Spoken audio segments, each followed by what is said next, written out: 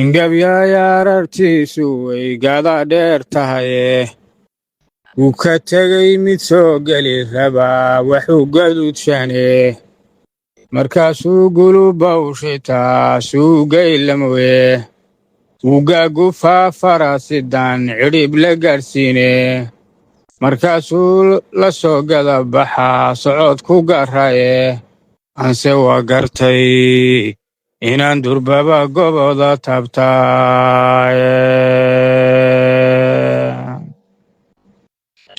yarad jaamacow nabaddu waa geelinoo dhalay wagacal hawiye kaga dhow gebiga daroode gaaskii jidbaalaannu nahay gaalka weeraraye raggii guraya laga reebtayaan gurin baan nahaye gurmadkii dhowayd wanigii geelaa ku qalaye dhowayd wanigii geelaa ku qalaye geeridana wadnaga badnaydee dhibina soo gaadhiye annagaba rag baa naga goblamayan guursan weligiiye waatuu go'aankii ahaa galaa dagaalkiiye gobka maxan xuduudaha waxaan geelaa ugu oday oo aan garab le u degay inaan la arag dhulaad ka guurteene guuguulkacay iyo afxumo waxaana soo gaadhay inaan geed la arag u hawiye gaaru leeyahay ma gol baan ku jiri sow qabiil kula gudboon mayhin mahma guwen bay saadu garataanba geelbaa shabeela ubad ka dilay duurintuu galaye isna giira waatuu ku yidhi goosanbow maqaane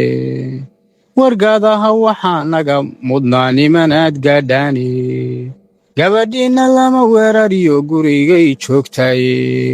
gorgora dasheen baad sidii cawlu ganateene hallelehe gaddi gobilahayd waad ka gudubteene nin garaad yar iyo nacas xanaaq gubaya mooyaane gacalkay iskuma raaci karo inay ku goobtaane afarta gaddi aan la rabay goboda mau saaray gari iyo yaxyaba waa degeen gurigii yayloode geddiga hayaag baa ka yimi godanka ciyoode waa ka gaboyuhu habsaday mandhow gura saare god baraaga niman baa ka qoday geedaha u dhowe oo aan garow iyo lahayna lagu soo gaadhiye haddii geela caws loo rabiyo guruusan u daaqo ma goldheera loo raro rag baa gaaru daaqsade ma gumaystihii baad tihiin golan iyo ruushka maxaad guura noo leedihiin godoobi waa fiixee